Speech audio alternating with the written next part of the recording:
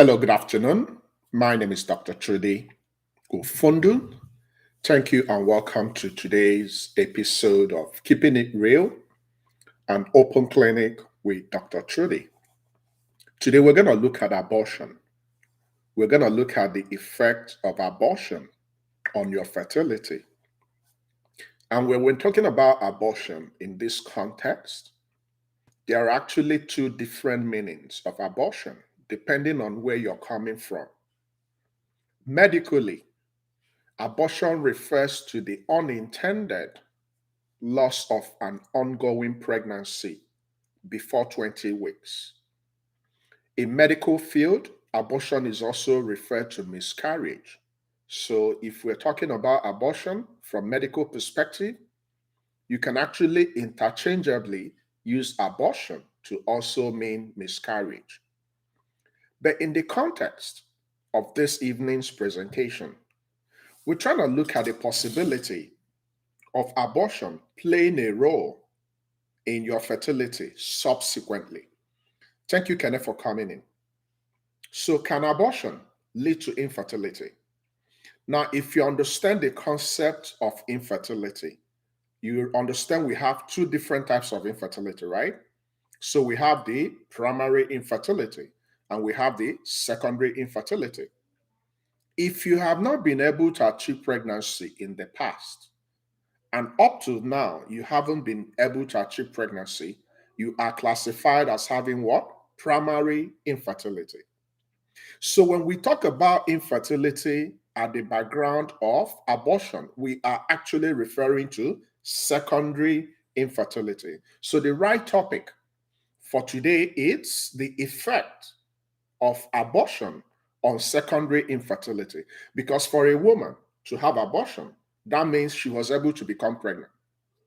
Now, when we talk about abortion from the perspective of the society, we begin to talk about the illegal abortion, the intentional termination of pregnancy.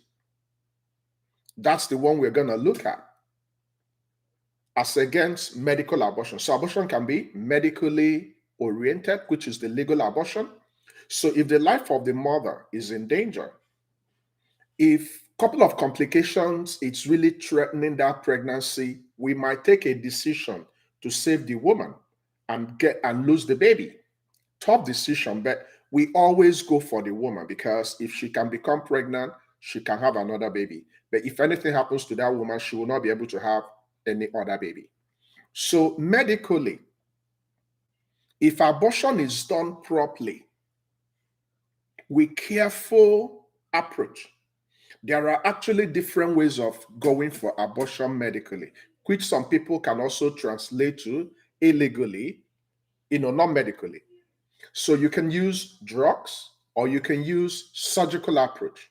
When you're using drugs, there are some drugs that can lead to expulsion of the whole contents from the womb. So the drugs they normally give women, if we want to terminate that pregnancy for medical reason, it's what we call abortifacient. So it's supposed to stop the pregnancy, get the baby out. So that's a method of abortion. Now, when that is not feasible, we can also go for surgical approach. Now, if a woman unfortunately has unintended abortion, unintended miscarriage, it's always important to make sure that subsequently the womb is empty.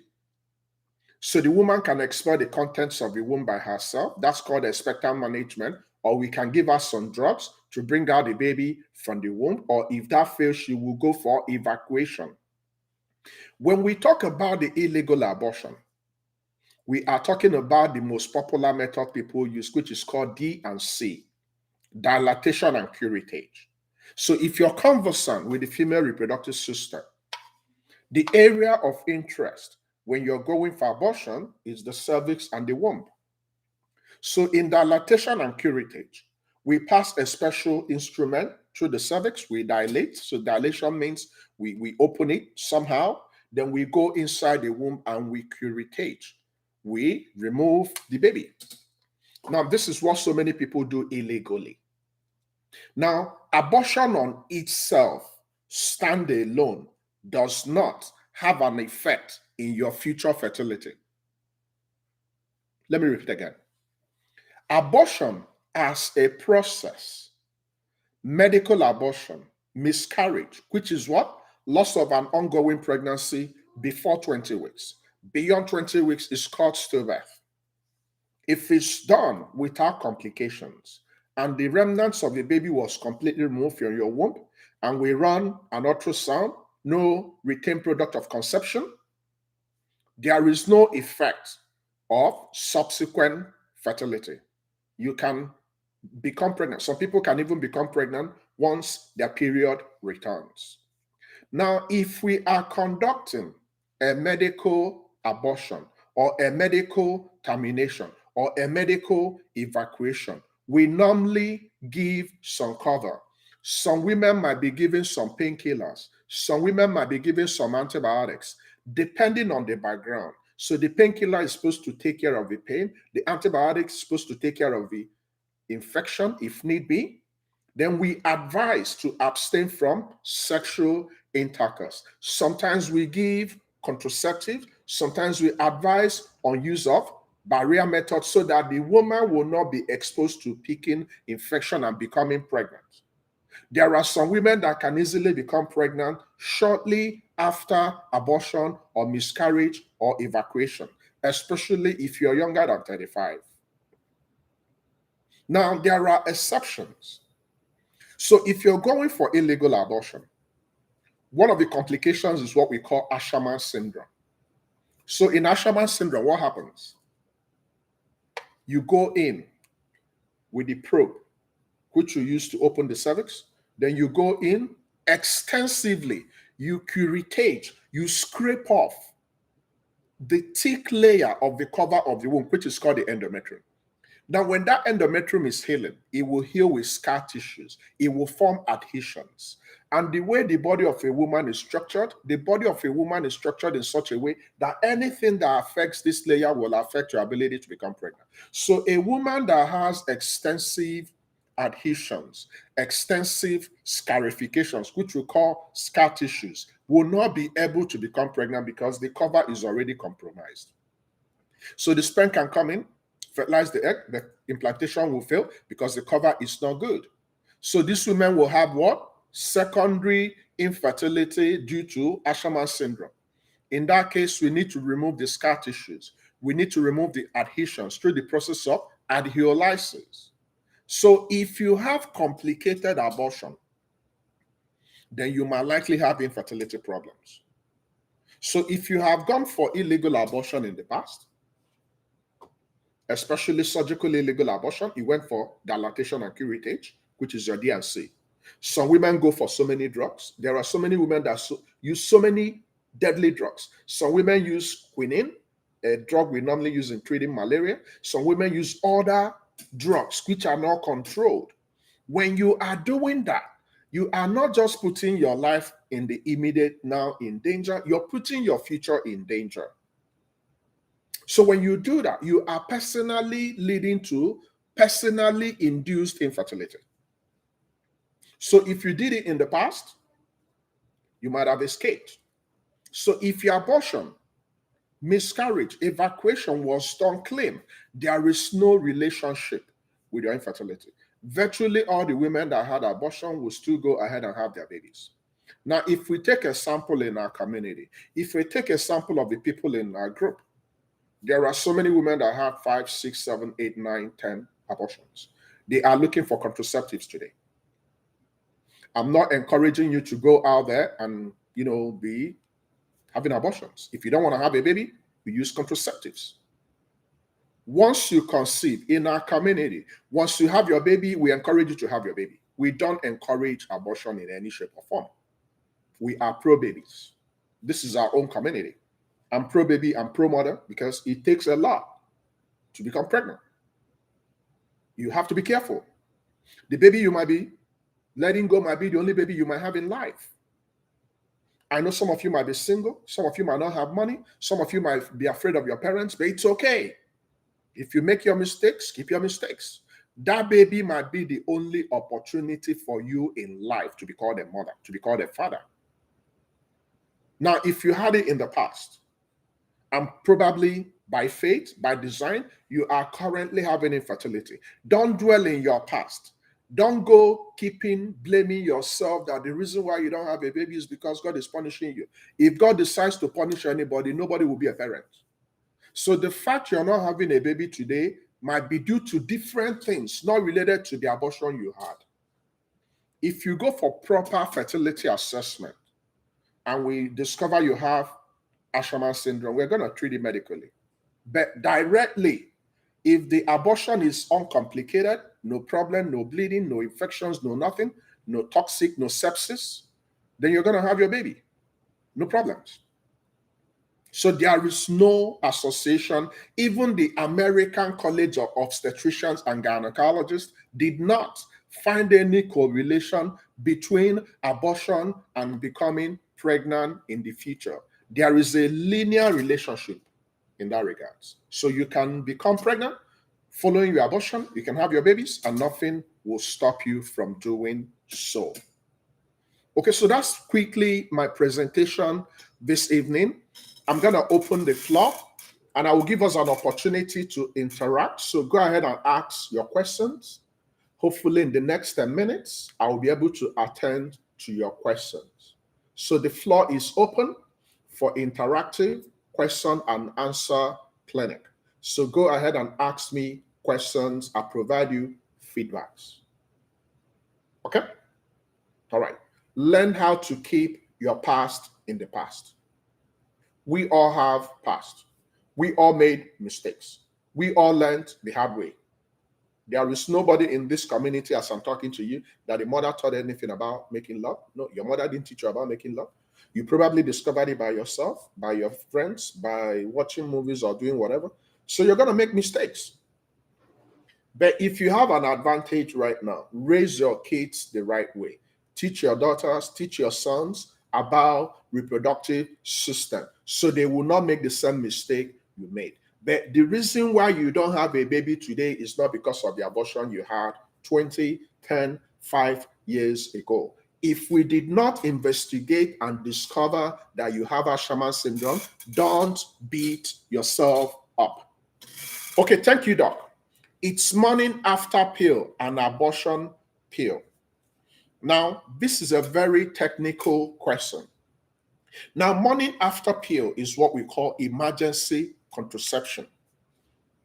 Okay, so we need to be careful with the terminologies, with the technicalities. So directly, I will not classify morning after pill as an abortion pill. Okay, I will classify it as emergency contraception. An example is your Postinor 2. So the essence of using morning after pill is to make sure you can still prevent pregnancy from happening. So this one is preventing pregnancy from happening.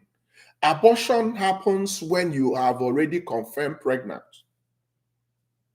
So in morning after pill is a special hormone-related pill, contraceptive pill that people take if they forgot to use their regular contraceptive. So if you're on oral contraceptive and for some reason, because sex doesn't have a timetable, right? So you guys might forget to, especially when it's an unplanned thing, maybe you haven't seen your partner for a long time and you guys just get down on it. And probably you don't know how to calculate your safe period, or even your safe period might not even apply. So the fact you think you're unsafe, it might be the safe period, it might be unsafe period. So any woman can become pregnant anytime. So in emergency contraceptive, this pill called Postinor 2, if you forgot to use condom or to use your regular oral contraceptive pill, you can take it after unprotected sexual intercourse, and it can prevent pregnancy beyond 5 days, up to 5 days, not beyond, up to 5 days after unprotected sexual intercourse. So that's a contraceptive, not an abortion pill. There are a couple of different drugs they use for that, but I'm not going to mention it so that it wouldn't look like I'm leading you to do the wrong things. But my COO, beautiful question you asked. So that's not an abortion pill. Okay, so let's continue.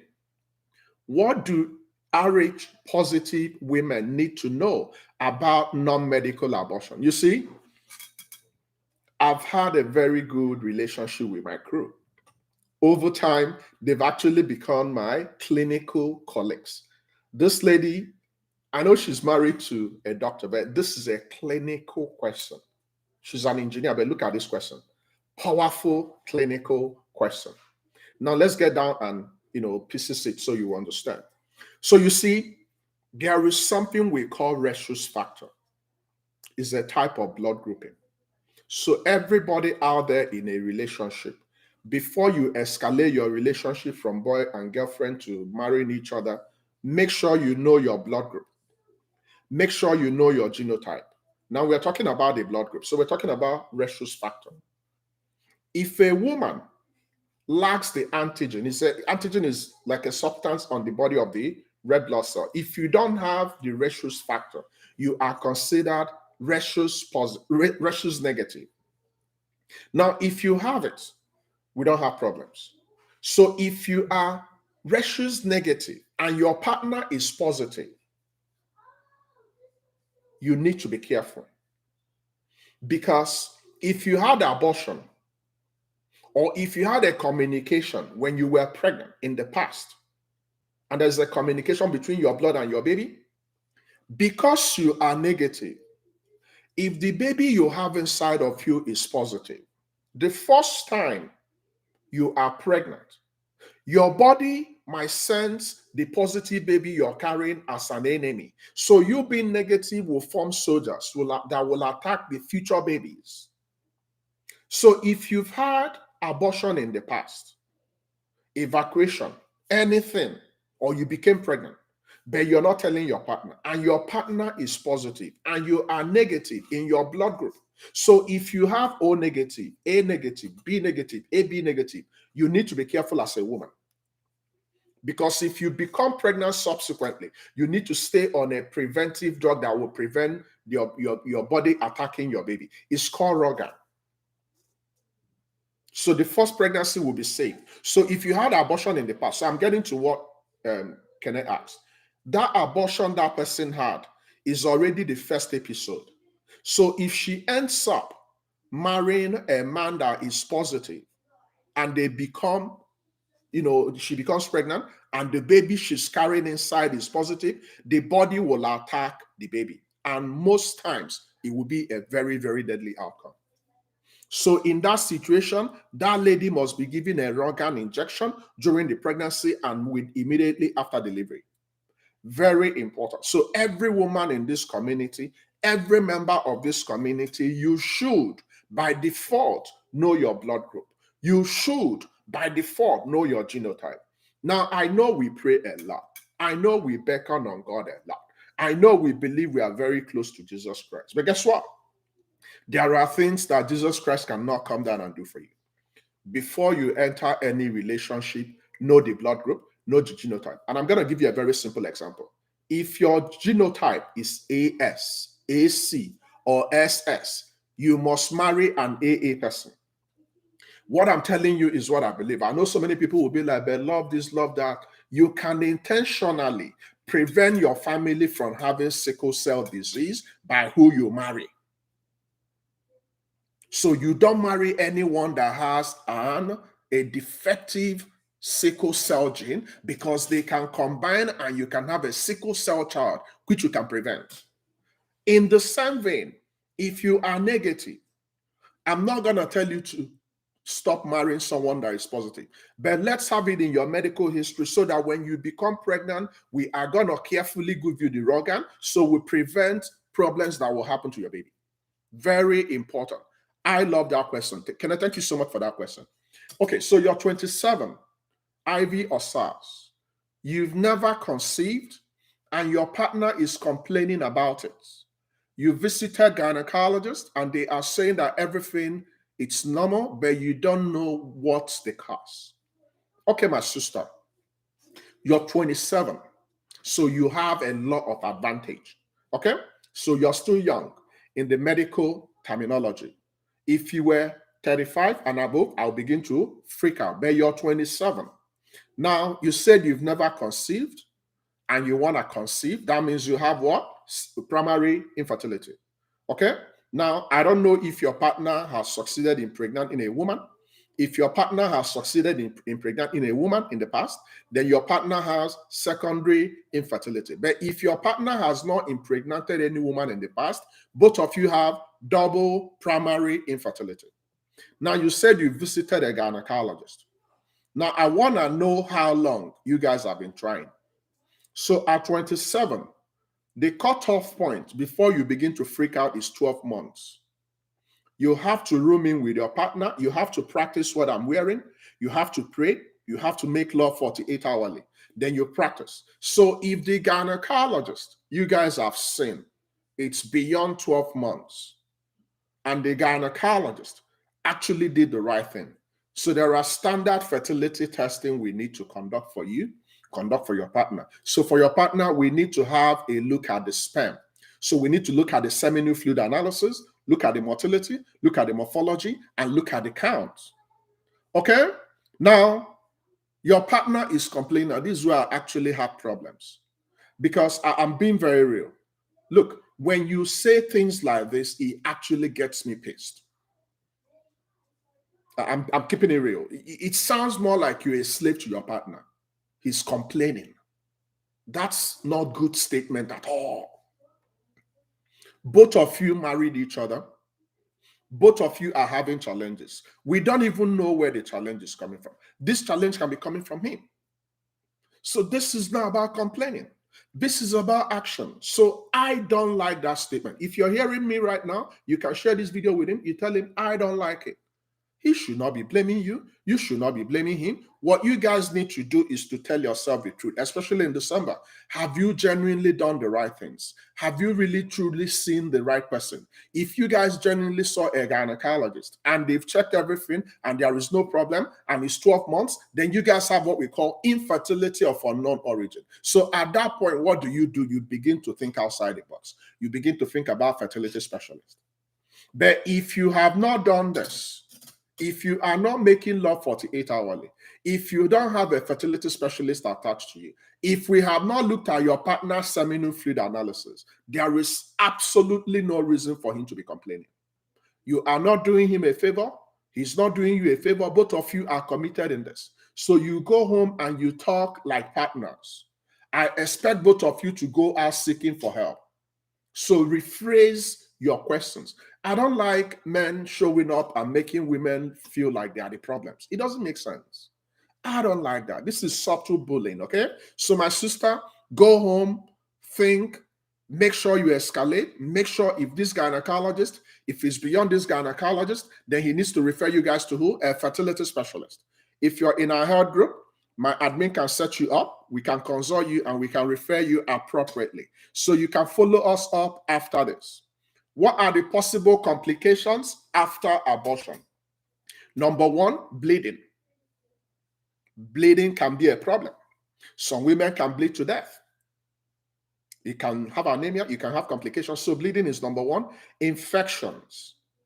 So if it's poorly done in an unhygienic setup, you can have what we call septic abortion, which can also kill you. You can end up having scarification. So the adhesions I mentioned, you can have the Asherman syndrome. You can damage any structure in the body. So this is why you need to be careful. Now, depending on where you live, if you live in America, abortion, it's in some places legal. So you can go for legal medical abortion. But my people, if you want me to tell you the truth, if you don't want to be a mother, a father, don't even become pregnant in the first place. But depending on where you live, if you go for medical abortion and abortion is legal, then they can do it legally. Then you will avoid complications. So bleeding, infection, adhesions, damage to the pelvic organs, those are the ones I know for now. Okay? All right. Good morning, Doc. Please, someone with PCOS get pregnant naturally.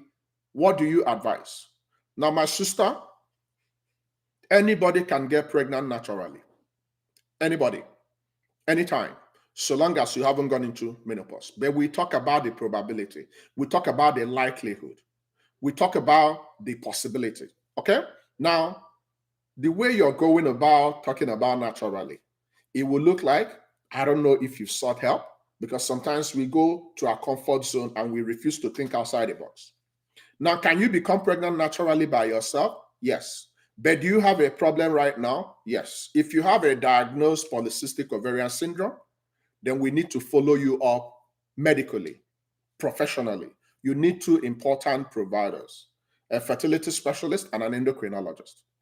Polycystic ovarian syndrome is a big factor that can stop you from becoming pregnant, because the problem in polycystic ovarian syndrome is the fact that you're not going to ovulate. So if you can ovulate, you cannot release the egg. If you can't release the egg, you cannot become pregnant. So in women that have polycystic ovarian syndrome, we have to confirm that if you have ovulation problems, we'll give you ovulation induction drugs. Then some of you, we can also give you some drugs we normally use in treating diabetes. So we give you things like metformin. Then you have to work on your lifestyle modification. You have to exercise. You have to eat good food. You have to stop alcohol. You have to stop smoking. You have to make sure you have very good body weight. You know, your BMI is within the safe range. Then you will increase your possibility of becoming pregnant. So you can become pregnant naturally, depending on a couple of factors, of which age is the biggest factor. So if you are younger than 35, the possibility of becoming pregnant with PCOS is high. There are some women that will even have PCOS. They will complete their family without even knowing. So I know of a friend that had 4 kids. Then later she started developing facial hairs and chest hairs, and we discovered she has polycystic ovarian syndrome. She kept doing the right things, but she's not losing her body weight. And over time, they discovered it was polycystic ovarian syndrome. But guess what? She's had all her babies. So people are wired differently. But what you need to do for yourself is to religiously practice PPP. Pray, play, practice. Pray 24 hours, play 48 hours. That means make love with your partner 48 hourly, which means every other day, then practice. Make sure you go and seek help when you've done your possible best. Okay? 3 more minutes. 3 more minutes, then we are done for the night. Remember, we were talking about abortion, whether medical abortion, whether illegal abortion, and the possibility of affecting your fertility in the future. And the jury says there is no direct relationship. If there is no complications, if everything is good, whether you had abortion or not, it's not supposed to stop you from becoming pregnant and having your family in the future. Okay? If today is the first day of attending my clinic, this is us. This is our community in YouTube. I show up every Tuesdays by 7 p.m., 1 a.m. Nigerian time, 7 p.m. Eastern time, and we pick a topic and we talk about a topic for 30 minutes. Now, on Saturdays, I come a little bit early. So I come in by 12 p.m. Eastern time, 6 p.m. Nigerian time, and we spend 30 minutes and we use it to understand each other better. Okay? So if you haven't subscribed, please make it a point of duty to subscribe. When you're done subscribing, remember to click on the notification button. Don't miss this for anything. If you are able to do this, then you're in a good place. Okay? Remember to join the group. If you're in Facebook, if you're in Instagram, make sure you join our group. Make sure you join our page. If you're my personal friend in Facebook, then definitely you won't lack anything. Every single day you will learn something. So thank you for coming this evening. If we don't have any other question, I'm going to wrap up in 2 minutes. But if you have questions, please ask and I'll provide you feedbacks. OSAS, IV OSAS, you have to have a family meeting. This is you guys' issue. You cannot allow your partner to be complaining needlessly. This is not about you. This is about both of you. Okay? Thanks. The person is pregnant right now, but was asked to the midwife after. Okuchi, please ask your question again. The person is pregnant right now, but was asked for what? Midwife what? You see, when you are pregnant, I don't have problems with any medical personnel, ancillary backup providers, nurses, and anybody attending to women that are pregnant. I don't have problems with that. But the top echelon, the person that oversees everything in the hospital setting, in this pregnancy setting, is a doctor. So there are a couple of women we can tell to be seeing the midwife and the nurses. But there are women that have risk factors that must see the doctor. Now, if you have polycystic ovarian syndrome and you succeeded in becoming pregnant, you have a risk factor. So you need to have 8 weeks. And previously you had polycystic ovarian syndrome. That means we had a huge success rate. Then we need to go easy so you have good outcome. Okay? So if you're asking on behalf of your friend, make sure you understand your friend better and make sure your friend is doing the right thing. Your friend must be under the care of the head of that hospital setting, who is a gynecologist, not just any doctor. Okay? All right, guys. Thank you for coming. Do we have any other question? If we don't have any other question, I'm going to take my leave. So I'll see you guys next on Saturday. Let me see if I can bring up the topic I will discuss on Saturday. Give me 1 minute. Let's see. Okay. Okay, so we're going to, kind of deviate a little bit. We're going to talk about prostate cancer. And we're going to look at a very important question. Can regular ejaculation reduce your risk of prostate cancer? Okay, this one will surprise a lot of people. Can regular ejaculation reduce the risk of cancer of the prostate? You don't want to miss this. Tell your partners, tell your fathers, tell your brothers, tell any male person out there to show up on Saturday,